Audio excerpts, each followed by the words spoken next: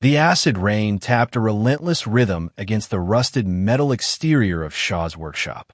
Each drop echoed through the cramped space, mingling with the soft hiss of his soldering iron as he hunched over a small workbench littered with circuit boards and identity chips. Lower Chrysum wasn't known for its pleasant weather, or pleasant anything, really. The underground district had long ago been abandoned by those who could afford to leave, becoming a refuge for those who existed on society's margins. Shaw preferred it that way. Fewer questions, fewer official scans. The perfect place for a man with his particular skill set. He carefully etched another circuit path onto the fake ID he was manufacturing, his eyes narrowed behind protective goggles. The blue light from his workstation cast harsh shadows across his weathered face, highlighting the scar that ran from his left temple to his jaw, a souvenir from his former life. His fingers, steady despite years of solitary work, made precise adjustments to the molecular structure of the chip. One mistake, and the whole thing would be worthless, unable to fool even the most basic scanner. In an Upper Chrysum, scanners were everywhere. A soft knock interrupted his concentration. Shaw froze, hand hovering over his work. He rarely received visitors, and those who knew where to find him knew better than to arrive unannounced. The knock came again, more insistent this time. With practiced efficiency, Shaw slid the half-finished ID into a hidden compartment beneath his workbench. He reached for the small blaster tucked into his waistband, keeping it concealed but ready as he approached the door. The security feed was down again, a common occurrence in Lower Chrysum, where infrastructure failures were the norm rather than the exception. "Who's there?" His voice was gruff from disuse.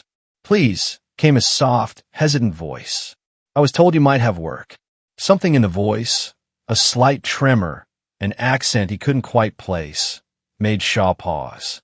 It didn't sound like a sweeper, the ruthless enforcement agents who hunted down illegals with no valid identification. They wouldn't knock, anyway. They'd simply blast through the door and drag him away. Curiosity overcoming caution, Shaw activated the manual lock and cracked the door open just enough to see who stood on the other side. A woman. No, not human, he realized. A Silvani. Her skin had the characteristic pale, blue tint of her species, though it looked sickly and dull in the harsh yellow lighting of the corridor. Her silver-white hair was pulled back in a simple knot, revealing delicate pointed ears. But it was her eyes that caught Shaw's attention, large, luminous, and filled with a desperate kind of determination. "Please," she said again, "I just need a job." Shaw's gaze dropped to the small figure clutching the woman's leg. A child, no more than 4 or 5 years old, with the same blue-tinted skin but darker, more human-like features. A hybrid. The girl's eyes were wide with fear or fever, perhaps both, and she coughed weakly into a tattered sleeve. "Papers?" Shaw asked automatically, though he already knew the answer. No one with valid documentation came looking for work in this part of Lower Chrysum. The woman shook her head, a quick, nervous movement. "No, but I can work. I'll do anything. Clean, repair, whatever you need." Shaw should close the door, turn them away. He'd survived this long by avoiding complications, and a Silvani widow with a half-human child was a complication of the highest order. But the child coughed again, a wet, rattling sound that spoke of untreated illness, and something inside him stirred, a long-buried instinct he thought he'd suffocated years ago. Behind them, a group of ragged figures shuffled past in the corridor, nameless, faceless people trying to survive another day in the underbelly of society. The acid rain had seeped through cracks in the upper levels, forming toxic puddles on the concrete floor. The woman shifted, positioning herself between her daughter and a leaking pipe overhead. "Come in," Shaw found himself saying, stepping back from the door. Quickly, relief flooded the woman's face as she ushered her daughter inside. Shaw secured the locks again, each click and whir of the mechanism buying them a small measure of safety. "I'm Kaylin," the woman said, her voice gaining strength now that they were out of the corridor. "This is my daughter, Elu." She placed a protective hand on the child's head. Shaw nodded, but offered no name in return. Names meant connections, and connections meant vulnerability. He gestured to a small alcove near his workstation. You can stay there. For tonight, he added, making it clear this was a temporary arrangement. There's work to be done. The ventilation ducts need cleaning. Not pleasant, but it pays. Kaylin straightened her shoulders. I'll start now. Tomorrow, Shaw corrected, noticing how the child, Elu, swayed slightly on her feet. Rest first. There's a cot in the corner. As Kaylin led her daughter to the small sleeping area, Shaw returned to his workbench, trying to focus on the unfinished ID. But his hands had lost their steadiness, and his mind kept drifting to the mother and child now occupying his private space. He wondered what had brought them here, what desperate circumstances had led Kaylin to his door, and why he had been foolish enough to let them in. He knew the answer, of course. The same reason he'd left his position with the Identity Management Bureau 5 years ago. The same reason he now forged IDs for those who couldn't obtain them legally. The faces he couldn't forget. A family not unlike the one now sleeping in his workshop. A family whose existence he had been ordered to erase. Shaw set down his tools, suddenly unable to work. He thought he could atone for his past by living in isolation, by offering his skills to those who needed them without forming attachments.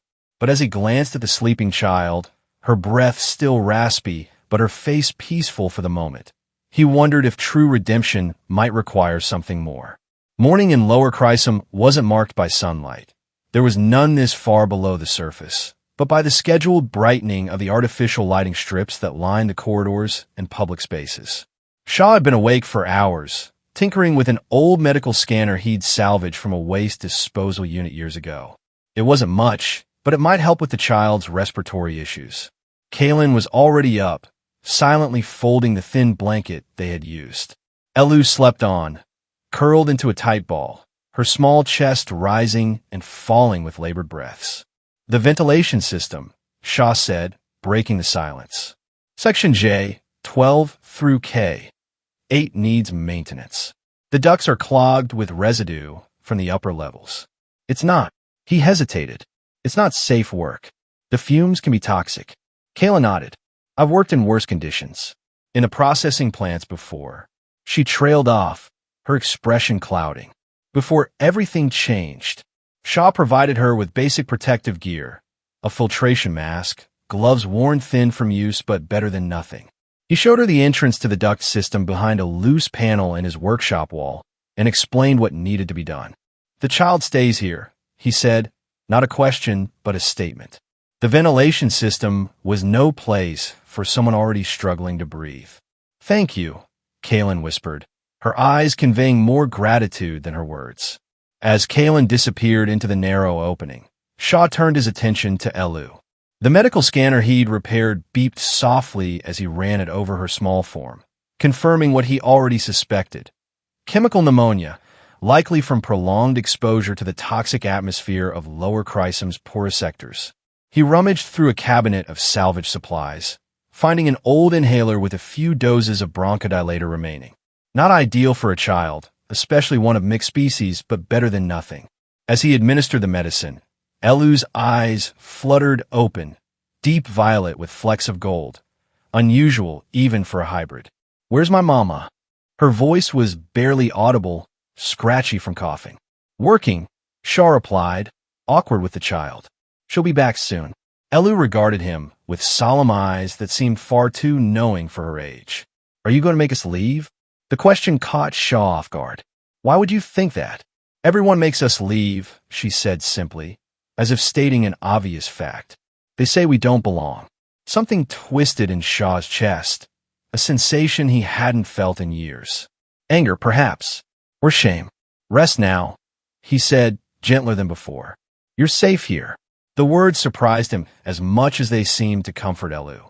She closed her eyes again, the medicine easing her breathing somewhat. Shaw returned to his workbench, but instead of resuming work on the fake ID, he found himself checking the security feeds he'd managed to hack into, monitoring the movement of sweeper units throughout Lower Chrysum. They seemed to be increasing their patrols, moving in a systematic pattern that suggested a planned sweep rather than random checks. Shaw frowned. If they continued at this rate, they'd reach his sector within days, perhaps sooner. The memory surfaced unbidden, his last official assignment as an identity officer. A small apartment, not unlike his current workshop. A family huddled together. A human man, his alien wife, their child. The man had made the mistake of speaking out against corporate exploitation in the mining colonies. A simple protest that had cost him everything. Unauthorized DNA fusion. His supervisor had said dispassionately, "The child has no legal status. Proceed with identity erasure protocol." Shaw had followed orders. He'd always followed orders. Until that day, watching as the family was separated, their records deleted from the system as if they'd never existed. The child's cries had haunted his dreams ever since. He was startled from his dark thoughts by the sound of Kaylin emerging from the ventilation duct, her protective gear coated in grime, her breathing labored despite the mask. She removed it to reveal a face streaked with sweat and dust. Section J-12 is clear, she reported, all business despite her obvious exhaustion. The buildup was worse than expected. I'll need to fabricate a specialized tool to reach the deeper sections of K3. Shaw nodded, impressed despite himself. Most people wouldn't have made it through half of J-12, let alone identified a solution for the more challenging sections. Your daughter, he said, nodding toward Elu. She has chemical pneumonia. I've given her something to help with the breathing, but she needs proper medical attention. Kaylin's professional demeanor cracked, revealing the worried mother beneath. She hurried to Elu's side, placing a gentle hand on her forehead. I know, she whispered, but the medical centers won't treat her without ID, and we can't.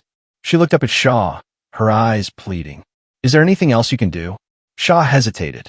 He could create basic IDs, enough to fool lower-level scanners, but obtaining medical care would require something more sophisticated, more dangerous to forge. The kind of ID that, if detected as false, would bring the full force of the system down upon them all. I'll see what I can do, he said finally, unwilling to make promises he wasn't sure he could keep. That night, as Kaylin and Elu slept, Shaw worked. Not on the ID he'd been commissioned to create, but on something more complex. A mother-child documentation packet that might, with luck, pass inspection at a lower-tier medical facility. It wasn't perfect. Nothing he created ever was, but might be enough. As dawn approached, marked only by the changing of the lighting cycle, Shaw heard a soft moan from the sleeping area. Elu was curled in on herself, her small body racked with fever. Kaylin sat beside her, applying cool compresses to her forehead, her face a mask of helpless concern. Without a word, Shaw brought over his medical scanner and the last of his fever-reducing medication. As he helped administer it, Elu's tiny hand reached out, grasping his finger with surprising strength. For a moment, through the pain and fever, she smiled at him, a small, brave smile that hit him like a physical blow. Thank you, she whispered, in the same accent as her mother, the words clearly practiced and precious. Something shifted inside Shaw then, some final resistance crumbling away. This child, this mother, they were no longer just complications or temporary inconveniences. They had become something more dangerous, people he cared about. I'll help you, he said quietly to Kaylin. Whatever it takes. Later that day, as Kaylin worked on fabricating the tools she needed for the ventilation system, Shaw showed her the partially completed IDs. It's not enough for permanent status, he explained, but it might get you medical care for Elu. Basic services at least. Kaylin's fingers traced the delicate circuitry. You were with them, weren't you? The Identity Bureau. Shaw tensed. How did you know? The technique. Only someone with insider training could create something this sophisticated. She looked up at him. Why did you leave? Shaw turned away, focusing on a diagnostic scan to avoid her gaze. Does it matter? It matters to me, she said simply. I'm trusting you with our lives. The words hung between them, heavy with implication. Trust was a rare commodity in Lower Chrysum, perhaps the rarest of all. I made a mistake, Shaw said finally. I followed orders I shouldn't have. Erased people who deserve to exist. He met her eyes. People like you and Elu. Understanding dawned on Kaylin's face. My husband worked in the resource extraction facility on the moon. He discovered evidence of safety violations, workers being exposed to radiation levels far above legal limits. When he reported it, they didn't just fire him. They erased him. His identity, his records, everything. And since our union was registered under his primary citizenship, she gestured helplessly. We became non-persons too. No rights, no ID, nothing. How long ago? Shaw asked. 2 years, 3 months, 16 days, Kalen replied, the precision revealing how she'd counted each day since their lives had been destroyed. We've been moving ever since, staying ahead of the sweepers. But Elu's condition, we couldn't keep moving. Shaw nodded, understanding all too well the desperation that had brought them to his door. The IDs will be ready tomorrow, he promised. But there's something else you should know. He activated a small holographic projector, displaying a map of Lower Chrysum with several areas highlighted in red. Sweeper activity has increased. They're conducting a systematic purge, sector by sector. They'll reach us within days. Kalen's expression hardened. Then we'll be gone before they arrive. We could be, Shaw said carefully. But these IDs won't hold up against a full sweeper scan. You need something more sophisticated to safely pass through a checkpoint. Can you create something like that? Shaw's fingers tensed on the edge of his workbench. Yes, but it would mean destroying everything else. All my current work, all my client data. I'd have to burn it all to create something that's secure without leaving a trace. Why would you do that for us? Kalen asked, her voice soft with disbelief. Shaw looked over at Elu, who was sleeping more peacefully now thanks to the medication, though her breathing still carried a worrying rasp. Because some mistakes you can't fix by running away, he said. Sometimes you have to do something that matters. That night, the decision still unmade, Shaw dreamed of the family he'd helped erase 5 years ago. But in the dream, the child had Elu's eyes, and the mother spoke with Kalen's voice. He woke drenched in sweat, the echo of Elu's cough pulling him fully into consciousness. The child was worse. The medication had worn off, and her fever had returned with greater intensity. Kalen cradled her, whispering soothing words in her native language, her own exhaustion evident in the droop of her shoulders. Shaw checked his medical scanner, its readout confirming what he could see with his own eyes. Elu needed professional medical care, and soon. The temporary IDs he'd been creating wouldn't be enough. They needed something that would get them through a checkpoint, out of Lower Chrysum to a facility with proper equipment. Pack whatever you need, he told Kalen, his decision made. We're leaving. Kalen looked up, startled. The IDs aren't ready. They won't be enough anyway. Shaw moved to his workstation and began initiating a complex sequence of commands. I'm creating new ones. Complete identities. But means destroying everything here. Once I start, there's no going back. Shaw, Kalen said, using his name for the first time. You don't have to do this. He paused, hands hovering over the control panel. Yes, he said quietly. Ido. With a decisive movement, he activated the sequence. Screens throughout the workshop lit up as data began to transfer, old identities being wiped to make room for new ones. It would take hours to complete, but once done, they would have what they needed to escape. Rest while you can, Shaw told Kalen. Tomorrow will be difficult. She nodded, grateful but clearly troubled by the sacrifice he was making. We'll find a way to repay you. Shaw shook his head. There's no debt. Just. He looked at Elu, her small face flushed with fever. Just help me do this right. Through the night, Shaw worked, erasing years of data to create 3 flawless identities. Not just temporary passes, but full citizenship records, complete with the complex layers of digital history that would withstand all but the most intensive scrutiny. By dawn, it was done, and the workshop's systems had been wiped clean, all traces of his former life eliminated. The sound of boots in the corridor outside came just as Shaw was loading essential supplies into a battered rucksack. Kalen, who had been helping Elu into warmer clothes, froze. Sweepers, she whispered, fear evident in her voice. Shaw checked the security feed he'd managed to maintain. A patrol of 4 sweepers was moving through the sector, conducting random checks. They hadn't targeted his workshop specifically, not yet, but it was only a matter of time. Change of plans, he said, grabbing the newly created ID chips and handing one each to Kalen and Elu. We need to move now. There's an access tunnel behind the main ventilation hub that leads to the old sewer system. It's our best chance. Kalen nodded, lifting Elu into her arms. The child was weak but awake, her eyes wide with awareness of the danger. Shaw gathered the last of their supplies, including all his remaining medical equipment, and led them to the hidden panel Kalen had used to access the ventilation system.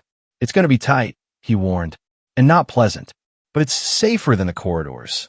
They had barely disappeared into the opening when the pounding began on his workshop door. The metallic voice of a sweeper's announcement system echoed through the space. Identity verification in progress. Remain where you are. Shaw sealed the panel behind them, just as the door to his workshop burst open. Through the thin metal barrier, they could hear the sweeper's heavy footsteps as they began their search. Kalen held Elu close, a hand over the child's mouth to muffle any sound. Shaw motioned for them to continue deeper into the ventilation system, away from the sweepers. The ducts were narrow and filthy, worse in the sections Kalen hadn't yet cleaned. They crawled on hands and knees, Shaw leading the way with a small light attached to his wrist.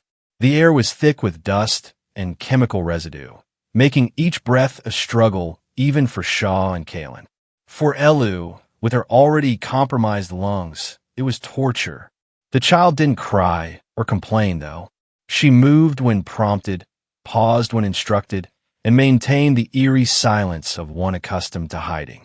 It was this, perhaps more than anything, that fueled Shaw's determination to get them out of Lower Chrysum. They reached a junction where the ventilation system connected with a larger maintenance tunnel. Here, at least, they could stand upright, though the ceiling was still low enough that Shaw had to stoop. The air was marginally better, filtered through ancient systems that somehow continue to function. We need a rest, Kalen said, her voice barely audible. Elu had begun to wheeze again, each breath a visible struggle. Shaw checked his portable scanner. Her oxygen levels are dropping. We need to get her to cleaner air soon. He administered another dose of bronchodilator, watching anxiously as Elu's breathing eased slightly. The old sewer access is about half a kilometer ahead. From there, we can reach an abandoned storage facility I know about. It's relatively safe, with basic supplies. Kalen nodded, gathering her strength for the next leg of their journey. She shifted Elu to a more comfortable position on her hip. Let me, Shaw offered, holding out his arms. For a moment, Kalen hesitated, the protective instinct of a mother warring with practical necessity. Then, gently, she transferred Elu to Shaw's arms. The child was frighteningly light, her small body burning with fever despite the medication. As Shaw cradled her, Elu's eyes opened, focusing on his face with surprising clarity. Tao, she whispered, the word unfamiliar to Shaw but clearly significant as a tiny smile touched her lips. What does that mean? He asked Kalen as they continued their journey. It's an old Silvani word, Kalen explained, her voice soft with emotion. It means protector, or in some contexts, father. Something shifted in Shaw's chest, a tightness giving way to a warmth he couldn't remember feeling before. He adjusted his hold on Elu, cradling her more securely against his chest. We'll get you somewhere safe, he promised the child. Both of you. They continued through the maintenance tunnel until they reached a heavy metal door, its surface corroded with age and exposure to the chemical environment of Lower Chrysum. Shaw set Elu down carefully, passing her back to Kalen while he worked on the ancient manual lock. This leads to the old sewer system, he explained, straining against the rusted mechanism. It hasn't been used in decades, not since they rerouted everything to the new processing plants. It should be relatively. A sudden noise behind them cut him off, the unmistakable sound of sweeper scanner activating. They had been followed. Go, Shaw hissed, forcing the door open with a final heave. Through here, quickly. Kalen darted through the opening with Elu. Shaw grabbed their supply pack and followed, pulling the heavy door shut behind them. It wouldn't hold the sweepers for long, but it might buy them precious minutes. The old sewer system was cavernous compared to the maintenance tunnels, with high, arched ceilings, and wide walkways alongside what had once been flowing channels. Now, the channels were mostly dry, with only occasional pools of stagnant liquid that gave off a faintly chemical odor. "This way," Shaw directed, leading them along the walkway. His light illuminated the path ahead, casting long shadows that seemed to move with a life of their own. There's an access point about 200 meters ahead that connects to a storage unit built before the lower levels were condemned. Behind them, they heard the screech of metal as the sweepers forced the door open. Shaw quickened their pace, urgently searching for the access point he remembered from old schematics he'd studied years ago when he'd first gone into hiding. They found it, a ladder leading up to a round hatch in the ceiling, just as the first beams from the sweeper's lights reached them. Shaw boosted Kalen up first, Elu clinging to her back with what little strength the child had left.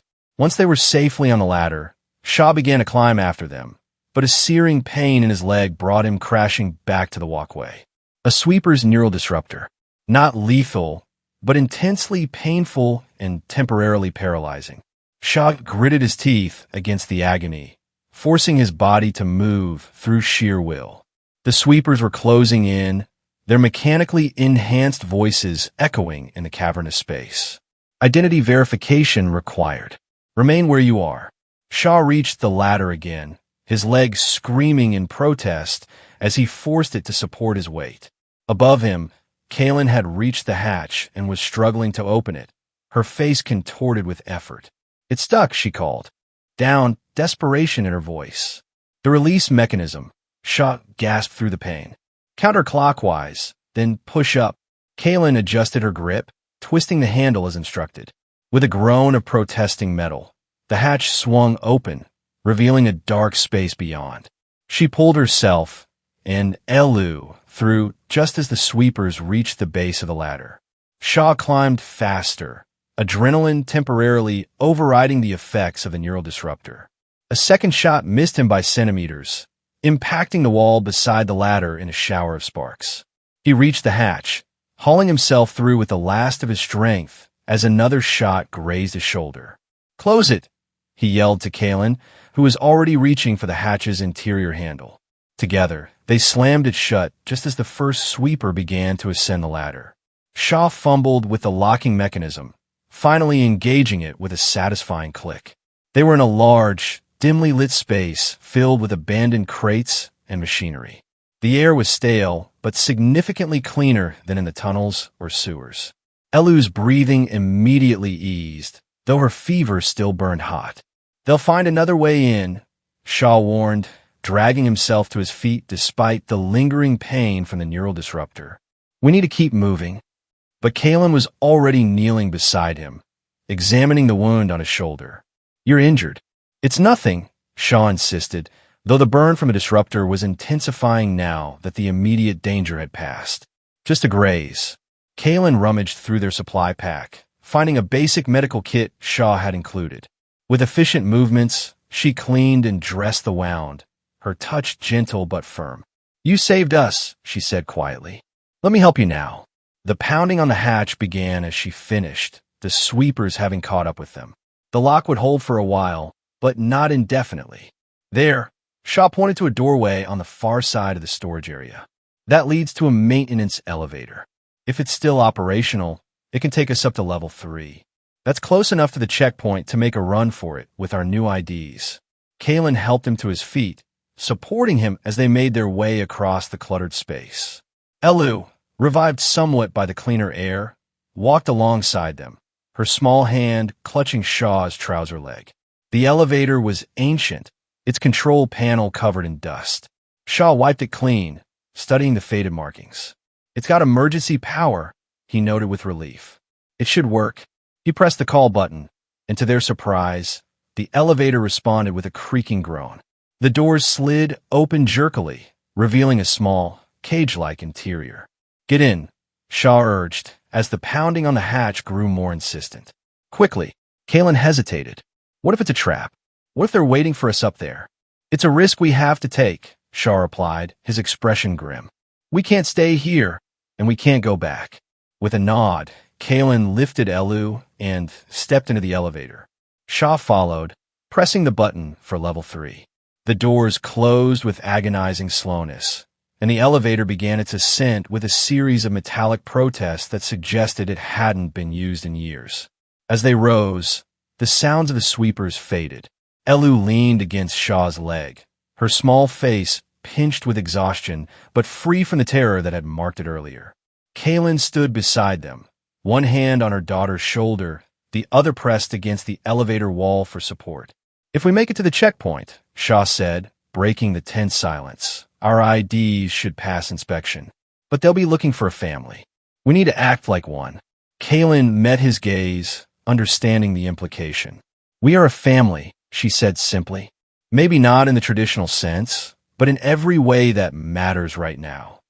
The elevator shuddered to a halt, the doors opening onto a dimly lit corridor that showed signs of more regular use than the abandoned areas they'd left behind. Level 3 was still part of Lower Chrysum, but it was the highest tier where those with limited but legal status lived and worked. Shaw checked his scanner. The checkpoint to Middle Chrysum is about half a kilometer east. If we can get through it, there's a medical facility in Sector 7 that should be able to treat Elu without asking too many questions. They moved cautiously through the corridor, Shaw's leg still giving him trouble, but the pain manageable now. Elu walked between them, each holding one of her hands in a picture of family unity that wasn't entirely feigned. The corridors became more populated as they approached the checkpoint, forcing them to adopt an air of casual purpose rather than furtive escape. The residents of Level 3 were a mix of humans and non-terrestrial species, most bearing the worn, tired look of those working multiple jobs to maintain their precarious legal status. A public announcement echoed. Through the speakers, "Attention all residents. Increased security measures are in effect due to recent illegal immigration activity. Ensure all identification is current and accessible for verification." Shaw and Kaylin exchanged worried glances. Increased security meant more thorough scans, which could potentially detect their newly created IDs as forgeries, despite Shaw's expertise. "We need a distraction," Kaylin murmured. "Something to draw attention away from us at the checkpoint." Shaw nodded, scanning their surroundings for opportunities. His eyes landed on a maintenance panel near the corridor intersection ahead. "I have an idea," he said, "but we'll need to time it perfectly." They paused in an alcove while Shaw explained his plan. Using his knowledge of the city's systems, he could trigger a power fluctuation that would temporarily disrupt the checkpoint's scanning equipment. During the reset, the scanners would default to basic verification rather than the more intensive protocols. It wasn't foolproof, but it might give them the edge they needed. "It means separating briefly," he told Kaylin. "You and Elu continue toward the checkpoint. I'll create the disruption, then catch up with you." Kaylin's expression tightened with concern. "What if something goes wrong? What if you're caught?" "Then use the IDs and get Elu to the medical facility," Shaw said firmly. "That's what matters most." "No." Elu spoke up suddenly, her voice small but determined. "We stay together. Family." The word hit Shaw with unexpected force. Family. Was that what they had become in this desperate flight? "Elu's right," Kaylin said. "We find another way. Together." Shaw wanted to argue, to insist on his original plan, but the resolute expressions on both their faces stopped him. Perhaps there was strength in this newfound unity that he hadn't considered. "All right," he conceded.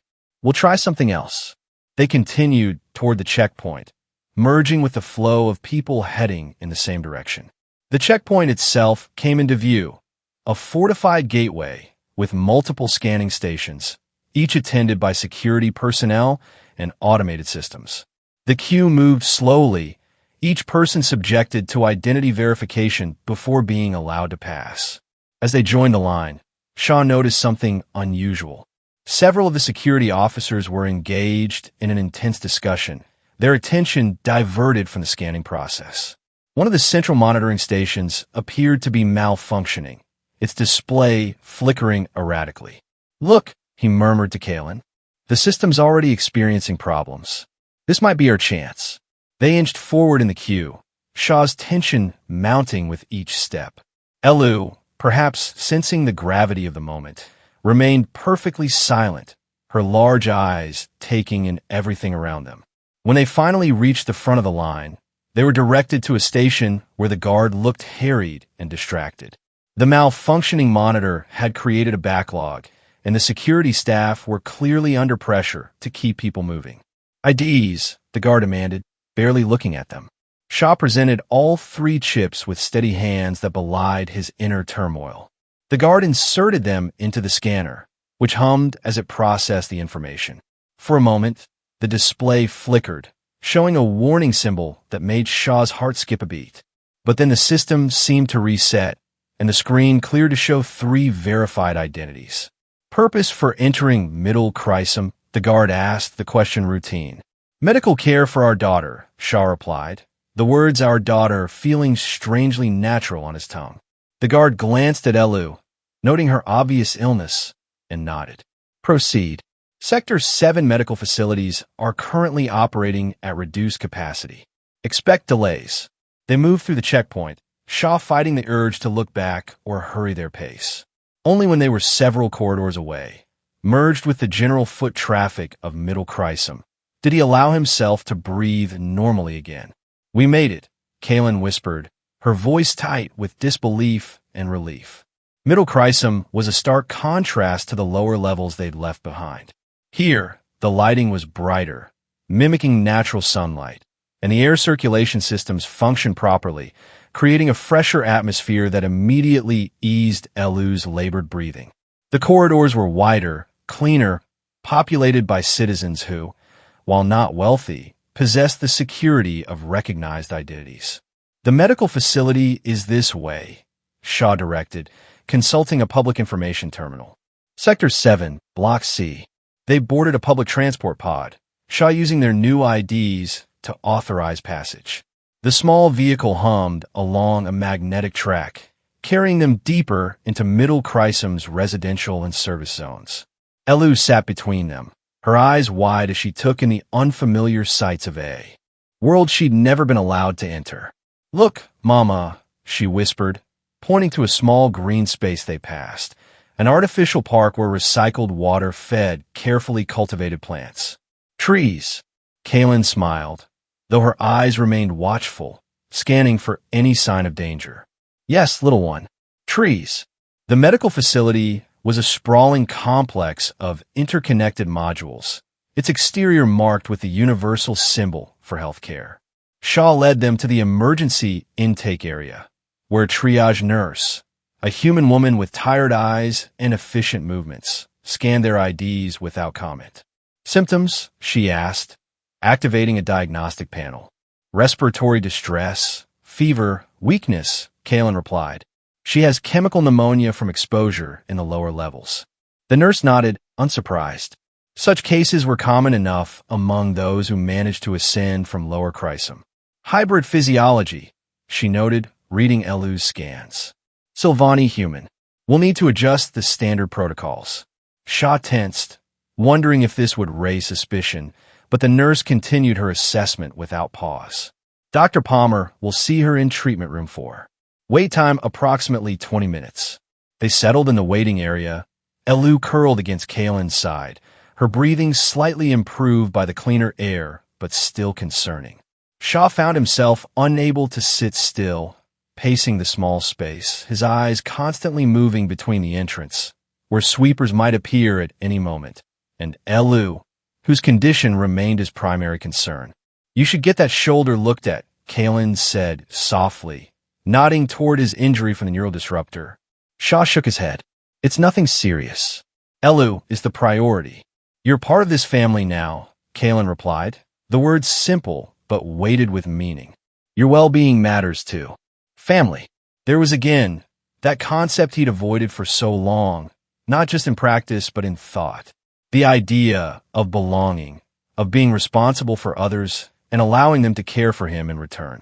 It was terrifying in its vulnerability, yet somehow, in this sterile waiting room with sweepers potentially minutes away, it felt like the only solid ground in a shifting world. Elu Tannen, a medical technician, called, using the surname Shaw had created for their new identities. Kaelin stood, lifting Elu into her arms. Shaw followed, suddenly reluctant to let them out of his sight. The technician noticed his concern and offered a reassuring smile. "Family can accompany the patient," she said, leading them to a treatment room where a tall, dark-skinned woman in a physician's uniform was reviewing data on a holographic display. "I'm Dr. Palmer," she introduced herself, her gaze professionally assessing Elu's condition even as she spoke. "Let's see what we have here." The examination was thorough but gentle. Dr. Palmer clearly had experience with hybrid physiology, adjusting her approach to account for Elu's unique biology. She administered a specialized breathing treatment and medication tailored to Silvani human genetics, explaining each step to Kaylin and Shaw with patient clarity. "She's responding well," Dr. Palmer announced after monitoring Elu for several minutes.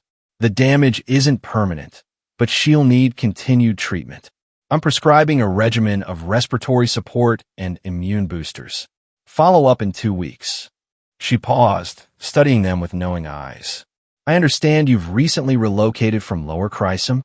Shaw tensed, but the doctor's expression held no judgment, only professional concern. "Yes," Kaylin answered cautiously. Dr. Palmer nodded. "I see many such cases. The transition can be challenging. There's a community support center in Sector 9 that provides assistance to new arrivals.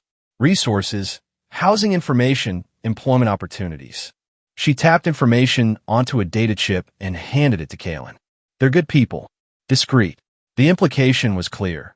Dr. Palmer suspected their situation might be more complicated than a simple relocation, but she wasn't going to ask questions or report them.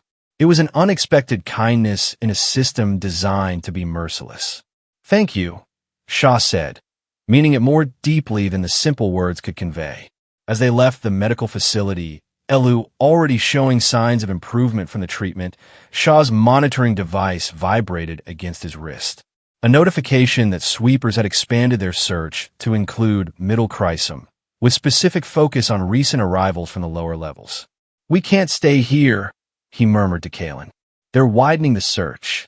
Kaylin's face fell, the brief hope of safety evaporating. "Where can we go?" "Elu needs stability, proper medical care."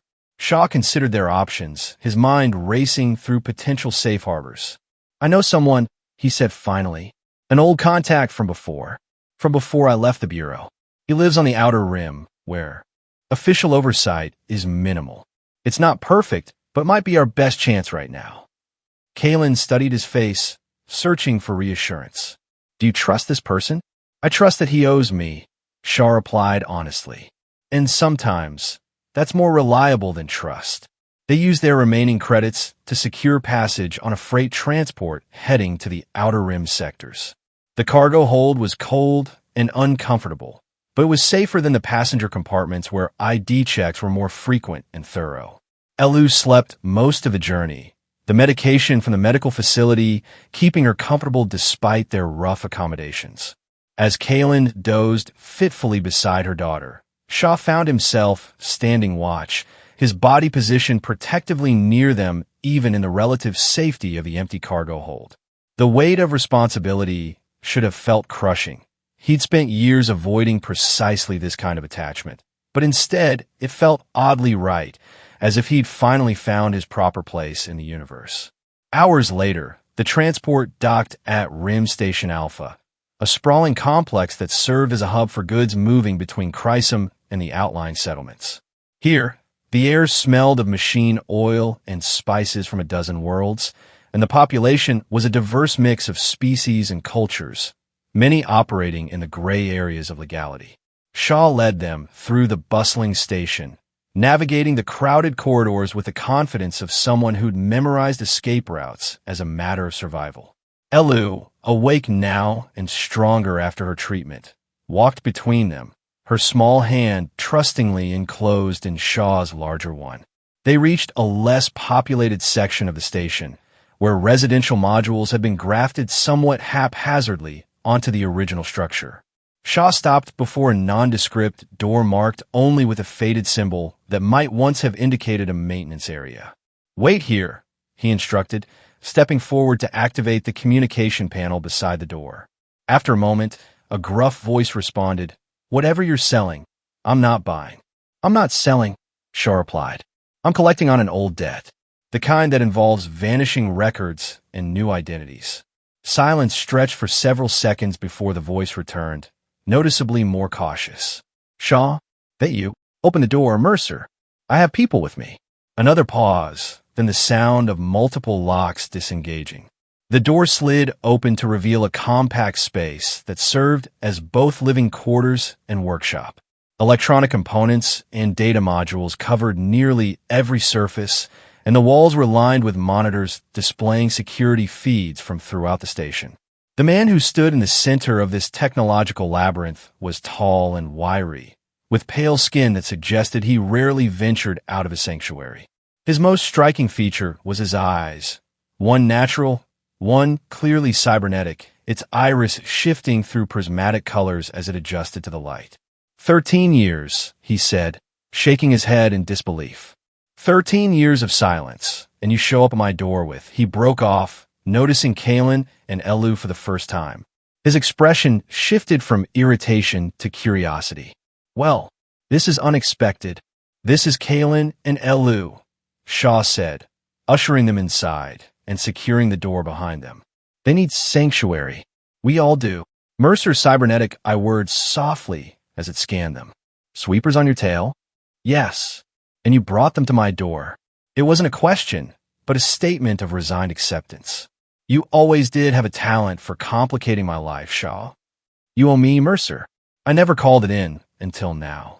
The two men stared at each other, years of shared history and unspoken secrets hanging in the air between them. Finally, Mercer sighed.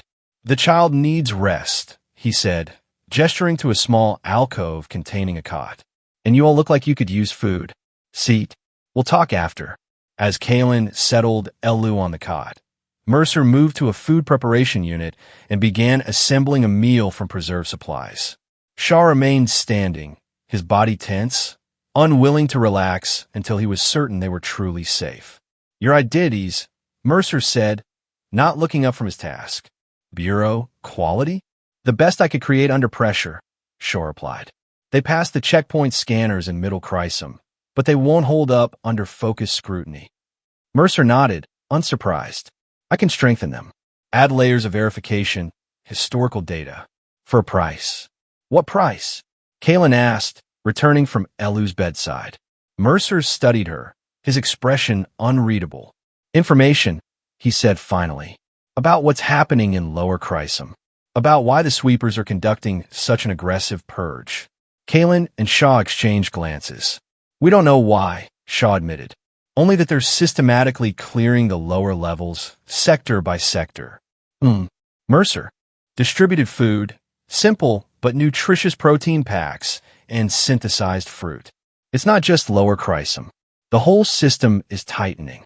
More checkpoints, more verifications, more disappearances. Something big is happening, and no one's talking about it. He looked directly at Shaw. You used to be part of the machine. You tell me, what could trigger this kind of response? Shaw considered the question, memories of his time at the Bureau surfacing reluctantly. A threat to the system itself. Something that challenges the fundamental structure of identity control. He frowned, thinking, or a political shift. New leadership implementing stricter policies. Or both, Mercer suggested. Rumors say the new administration head is using a supposed security threat to consolidate power, sweeping the unidentified under the pretense of protection. Kalen set down her food, appetite forgotten. Will it reach here? The outer rim? Eventually, Mercer replied bluntly. But we have time. Time I can use to make you disappear properly. Not just new identities, but entire lives backstopped and verified. Shaw felt a flicker of hope. You can do that. Mercer's mouth curved in a humorless smile. I've spent 13 years perfecting what you taught me, Shaw. You're not the only one who left the Bureau with useful skills. They ate in silence for a while, each lost in their own thoughts. From the alcove, Elu's soft, even breathing was the only sound, her respiratory distress eased by the medical treatment and perhaps by the relative safety of their current shelter. She called me Tao, Shaw said suddenly, the memory surfacing. In the tunnels, when we were escaping, Kalen said it means protector or father. Mercer raised an eyebrow. And are you? Her father. Shaw looked toward the sleeping child, something fierce and unfamiliar rising in his chest. Not by birth. But family isn't always about birth. Mercer finished, his tone surprisingly gentle. Sometimes it's about who stays when everyone else leaves. Shaw nodded, unable to articulate the complex emotions tangled inside him. He'd spent years isolating himself, convinced that connections only led to pain. Yet here he was, bound to a Silvani widow and her half-human child by something stronger than obligation or guilt. "We'll need a place," Kalen said, bringing the conversation back to practical matters. "Somewhere to live, while Mercer creates our new identities. Somewhere Elu can recover properly." "I know a place," Mercer offered. "An old environmental monitoring station on the edge of the Outlands. Automated systems still maintain it, but it's been unmanned for years. Not comfortable, but secure. Off the grid. The Outlands." Kalen's voice held a note of wonder. "I've heard stories. They say there's real sky there. Real weather. Real dangers, too," Mercer warned. "But yes, it's one of the few areas not completely enclosed or artificial. The monitoring stations were built to study the rehabilitation of areas damaged during the resource wars." Shaw considered the proposal. The Outlands were risky, less controlled, yes, but also less protected. Yet they offered something precious, a chance at a life outside the system that had rejected Kalen and Elu, that had turned Shaw into an accomplice to erasure. "How soon can we leave?" he asked. "Tomorrow," Mercer replied. "I need time to prepare documents and supplies, and you all need rest." That night, as Kalen and Elu slept on Mercer's spare cot, Shaw found himself unable to relax. He sat in Mercer's main room, watching the security feeds, expecting sweepers to appear at any moment. "You care about them," Mercer observed, settling into a chair across from Shaw. It wasn't a question. Shaw didn't deny it. "I thought I was done caring about anyone. Safer that way." "Safer, yes, but not living." Mercer's cybernetic eye dimmed as he adjusted its settings for the low light. "What happened to the cold, methodical identity officer I used to know? The one who believed in the system?" "He erased one family too many," Shaw replied quietly, "and couldn't live with himself afterward." Mercer nodded, understanding. "And now you're building a new family. Ironic. If we survive, you will." Mercer's confidence was oddly reassuring. "I'll make sure of it." Morning came, marked only by a subtle shift in the station's lighting cycle. Elu woke first. Her condition noticeably improved, her violet eyes bright with curiosity as she explored Mercer's cluttered living space. "What's this?" she asked, pointing to a complex holographic display showing what appeared to be identity records in various stages of construction. "That's your future," Mercer told her, not bothering to simplify his explanation despite her age. "New lives for you, your mother, and Shaw." Elu considered this with solemn interest. "Will I have to be someone else?" "Just on the outside," Mercer replied. "Inside you'll still be you." This seemed to satisfy her. "And Shaw will still be my Tao." Mercer's mouth twitched in what might have been a smile. "Yes, he'll still be your Tao." By midday, Mercer had completed preparations for their departure. He provided them with enhanced identity chips, emergency supplies, and access codes for the monitoring station. A small transport, unmarked and uncharted.